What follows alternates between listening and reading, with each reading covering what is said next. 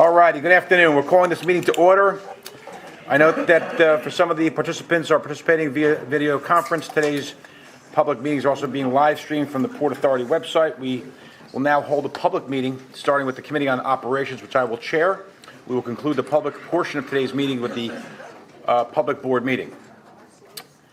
Today's meeting of the Committee on Operations is being held in public in its entirety. At this point, I ask the Secretary to advise those present and if there's any recusals. Thank you. The Committee on Operations is composed of Commissioner O'Toole, the Chair, Commissioner Linford, the Vice Chair, and Commissioners Kelly, LaBarbera, and McCabe. All committee members are present. In addition, all other commissioners are present.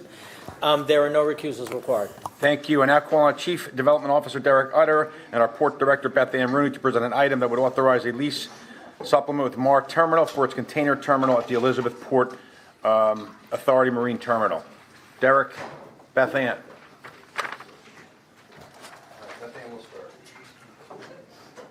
Did she know that? Yes. I did know that, but Okay. I didn't realize how prompt you were going to be. So Really? I should know by now. I get it.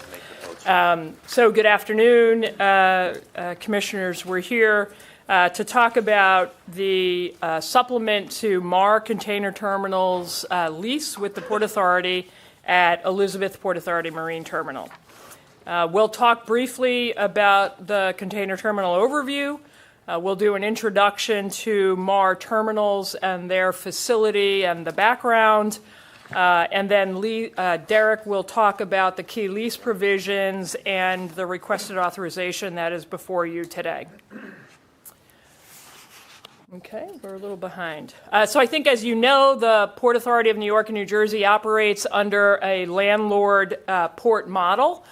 So while we have either direct ownership or long-term lease of all of our port properties, we then in turn lease those out to private operators. In doing so, we have 5 major container terminals and 1 smaller container terminal that are operated by 5 different companies across facilities in Newark, Elizabeth, Staten Island, and Bayonne.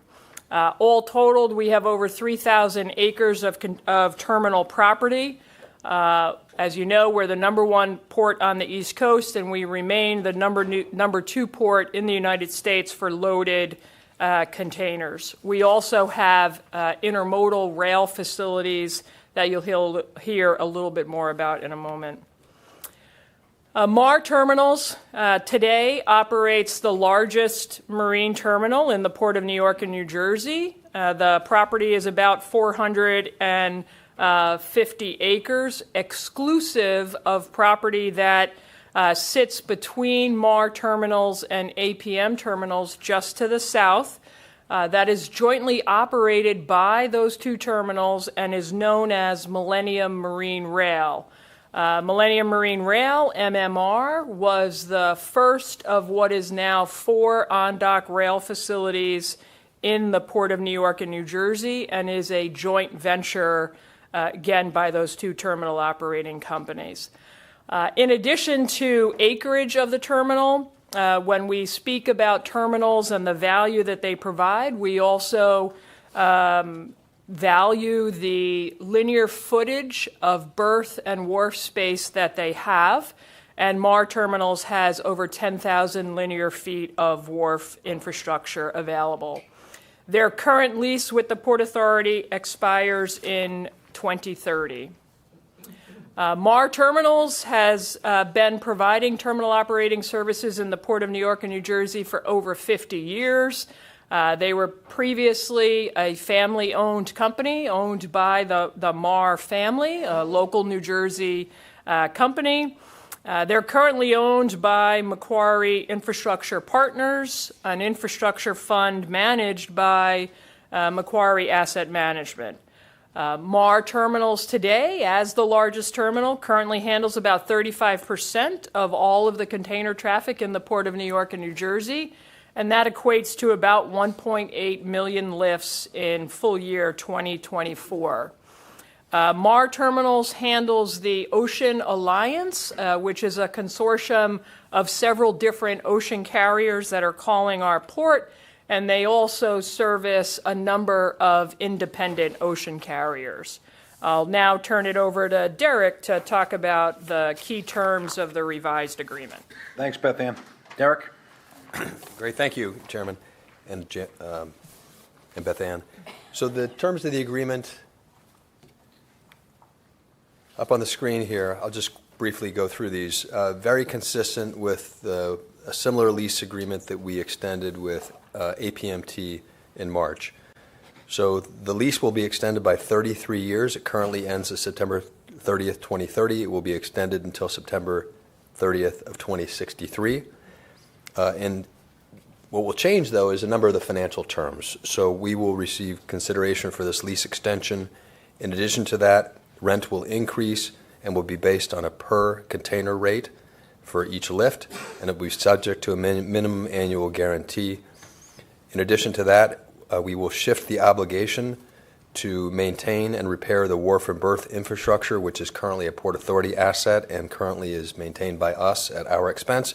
100% of that cost will be shifted to the tenant, and they will also take on the obligation to replace all of the wharf and berth infrastructure, which is about 60 or so years old. We have commitments to expand capacity and throughput throughout the lease term. These are demand-driven, so as demand for cargo increases, they will have an obligation to expand the capacity at the terminal site. And then lastly, we have what we call windfall protection, meaning that if there is excessive container storage revenue beyond a threshold, we would share in that as well. Beyond the financial terms, there are a series of other what we call non-financial provisions, things like alignment with our sustainability goals and our commitment to be net zero by 2050. They will assume those same obligations and make commitments to electrify some of the material handling equipment and to use solar and those sorts of things. We will also have minimum key performance indicators that they report to us and we are able to track. And we will have obligations related to safety, security, trucker experience, and innovation, which really means that we will align around some of our common goals. Where we have important initiatives, we want them to be 100% bought in and tied into those. So that's the essence of the agreement. The request today is that we will ask the board to authorize the lease supplement and related documents with Mar Terminal and Macquarie, the owner, through this existing lease. Derek, quick question. First of all, excellent job. We've been at this for a while. You talk about a pattern, so we're talking about a pattern. Just walk us through when you say you have a pattern in terms of the negotiations and they fall within a certain parameter and scope that we anticipate all of our partners will follow. Yeah, so just going back to this slide, you'll see that you may remember that we've had a history of negotiating new container terminal deals to modernize the deals to what we would say are more market terms. So first in 2023, September 2023, I think we brought to you what was a consent for a change of control when CMA, the French shipping company, bought Port Liberty. There's two terminals here in Bayonne and Staten Island, and we modified the lease terms there. Separately, 6 months ago or so, actually it's March of this year, so a little longer, we entered into an agreement to both apply those same terms, the higher rent, the obligation to take on wharf and berth, and all of those things. In addition to that, we had a lease extension with APM, and they gave us consideration for that through a series of upfront payments. For MAR, we are following that same pattern. So we believe that by completing these transactions, we will have 4 of our 5 terminals, container terminals, with modernized leases. And in terms of, you described the wharf and berth as being assets, they're also a liability in terms of having, in terms of financially, at some point they're going to have to be resurfaced, redone, reconstructed, so to speak, which was our obligation up until this moment. That's right. So most of the wharf and berth structure is our obligation, meaning that and many of these were built about 60 years ago. So they're coming up on the end of their useful life. It's sort of like a bridge at the end of its useful life. It needs to be replaced or dramatically rehabilitated. And we've negotiated that they will replace this lock, stock, and barrel over the life of their lease. Right. Thank you. Any questions or comments from the commissioners? Yes, Commissioner Comment, Helmy. if I may, to piggyback off of you, Chairman, I just want to publicly acknowledge and congratulate Derek, Beth Ann, and their teams. This was a challenging back and forth on the renegotiation, and the outcome is not only positive, but it allows us to reinvest in our assets. So thank you. Any other comment, question? Motion, please. Move it forward. So moved. Have a second? Second. Any objections? Hearing none, the motion's passed, and we'll see at the public portion. This concludes our Committee on Operations. Thank you, Derek and Beth Ann.